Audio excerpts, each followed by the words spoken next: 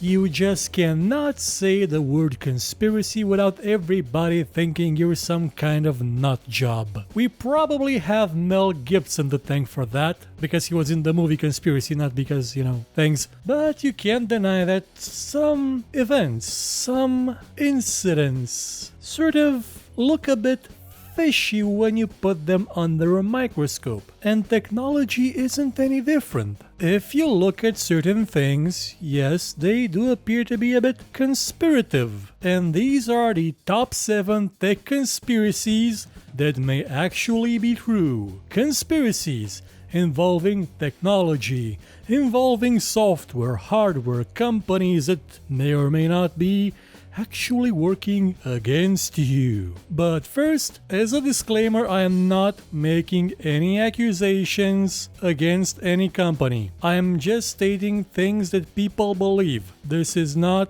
a direct accusation or allegation. Do not sue me. That being said, let's get it started with number 7. Game devs are forcing you to upgrade your hardware. You've probably seen this thing in just about every forum or on Facebook if you're younger.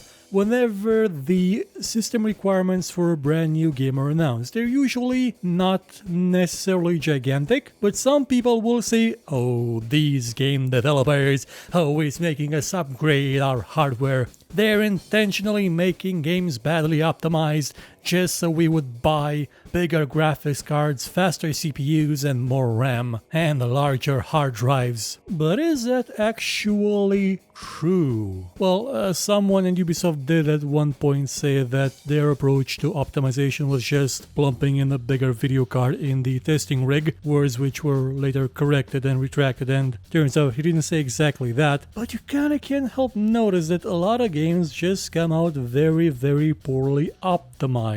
Even games that you'd think would run better because, they don't have any sort of components that are constantly moving and physics to calculate like Civilization 6. And yet they do tend to run quite badly on good hardware, even on the best possible hardware. Also, there is the fact that at one point there existed a company called Origin. No, not the one that Electronic Arts is now posing as their store, but the first Origin, the original Origin that Electronic Arts ate up. That company specifically made games for which you had to upgrade. Now, they didn't do it just so you would buy a new PC. They did it because what they wanted to make was not possible with just any technology. It was barely possible with the top-end technology that existed then. And to be fair, their games were insanely awesome. In that case, there may be a bit of truth to this. Also, you gotta face it that most games have absolutely nothing going for them apart from their graphics,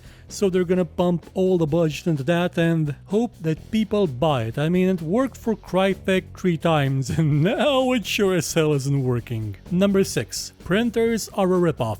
You may be saying to yourself, well, yeah, they're a ripoff. The ink, oh my god, I have to pay more for ink than I have to do for the human blood I eat every night. I mean, I have to pay a lot for the ink, but it's not the ink I'm referring to. Yeah, the ink itself is expensive, no doubt about it, but it actually costs a lot to make ink that can be channeled through those tiny itsy bitsy nozzles and placed upon the paper so that it dries quickly and forms a good image that lasts long. That stuff's expensive to develop, expensive to make, so the cost of actually buying it, that's not the ripoff. That's not the conspiracy. The conspiracy is in the printers themselves. Some of them, if you believe conspiracy theorists and anyone that's on a printer, is that they are designed to fail. Some would say that they have firmware, especially the ones made by HP. People are saying this, not me, so please HP don't sue me, that the firmware is designed to make the machine stop working after a number of pages, and that cartridges are also made to only work a specific number of cycles,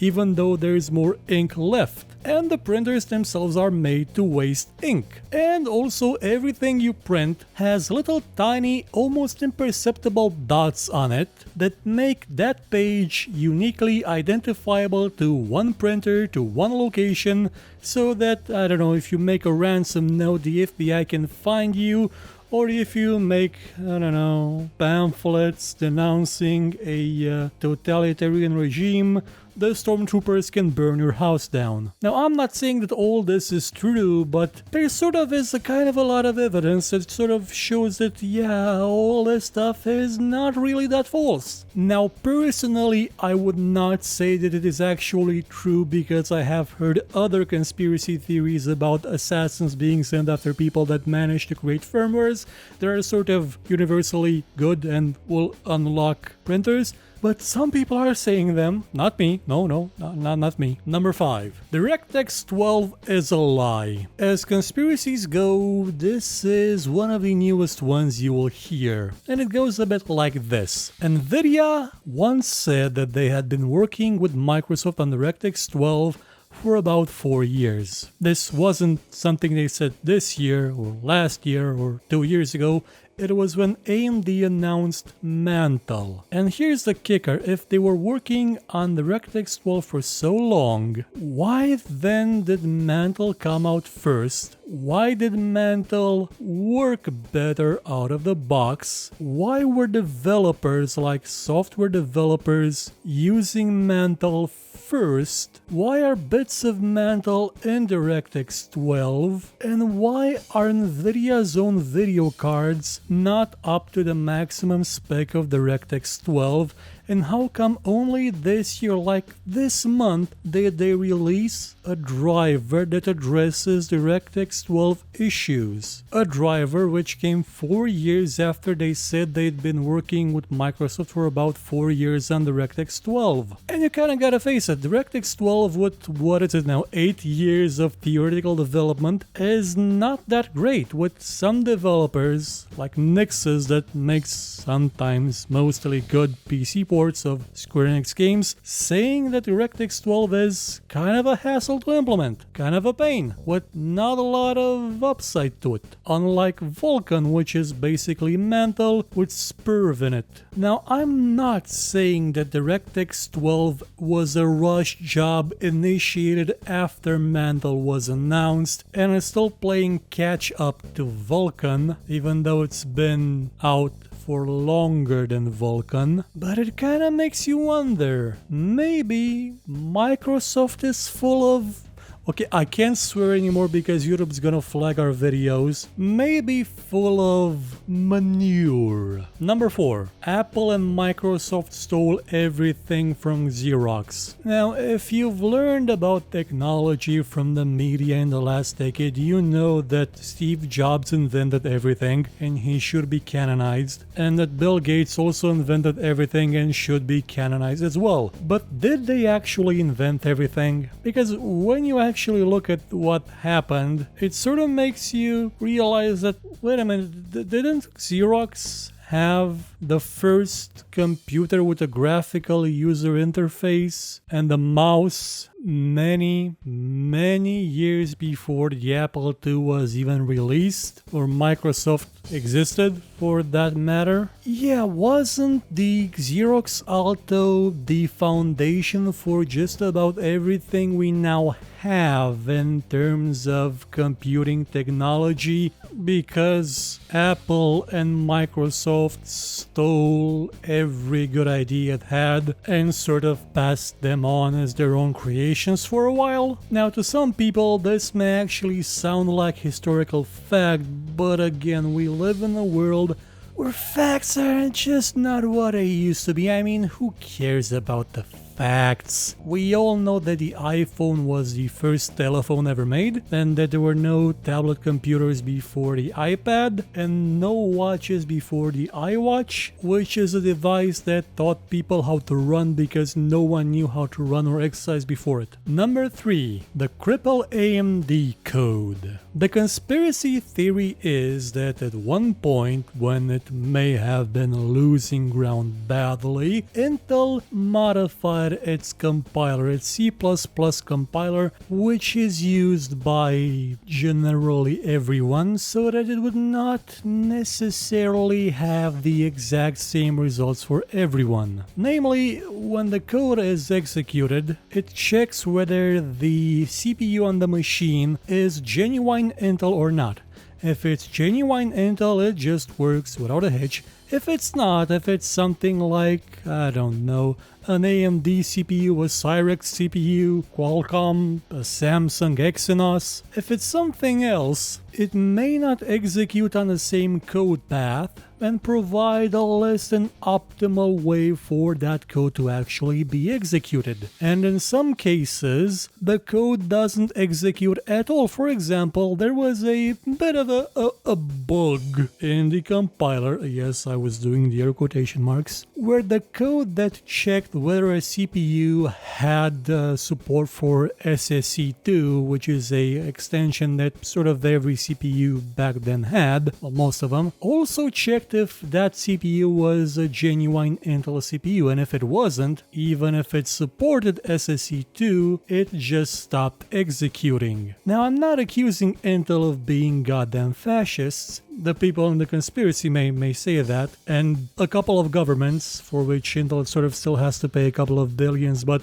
it can probably also use that money to hire hitmen, so I'm not gonna say anything bad about them. Let's just leave it at there may still be a crippled AMD feature, a bug in the code for compiling C++ programs, which is in use by basically everyone. And again, it's not something that checks, oh, this is an Intel only feature, I cannot do it on this CPU. It's, oh, this is not an Intel CPU but has the same features. Well, I sure hope they knew what they signed up for. Number 2. Microsoft wants to destroy Linux. You may be saying to yourself, this is insane. Microsoft has Linux distributions. It uses them in its internal office working thingamabob. It has variants of it that are functional in its core systems. It has even support for the Bash shell and Windows 10.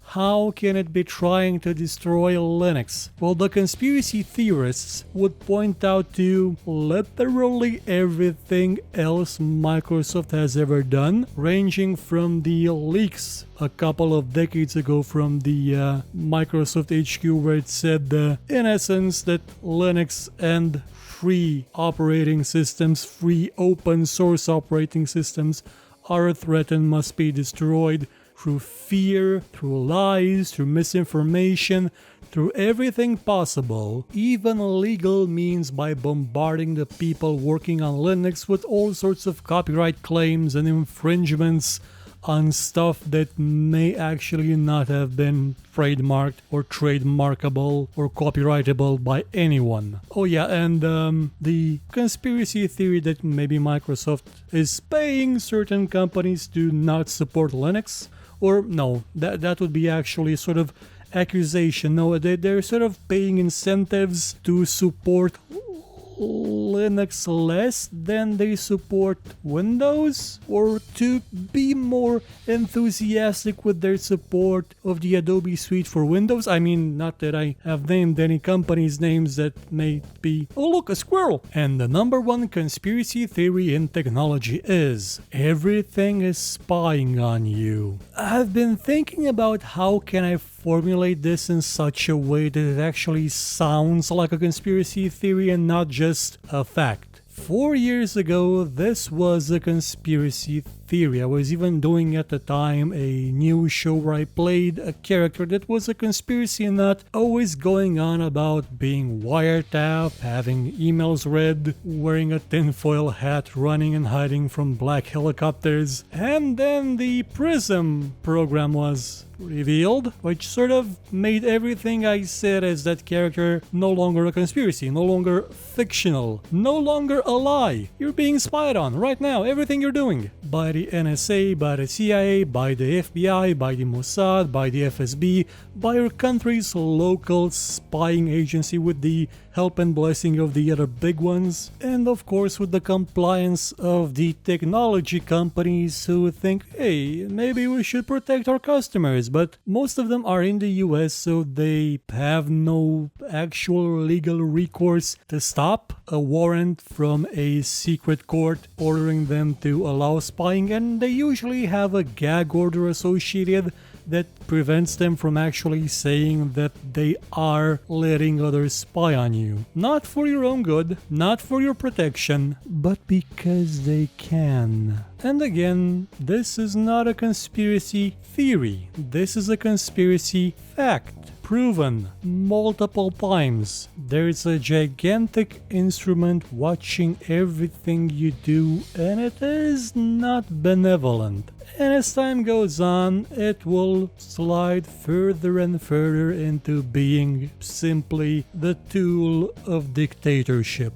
Just remember who built it. Well, that'll be it for the top 7 tech conspiracies that may actually be true. If I'm not suddenly extradited to some other country or disappear, be sure to look out for a new top 7 next week. Until then, check out our other shows like the one on your right. That one looks nice, doesn't it? Or the one on the left. Yeah, that was a good one. Goodbye.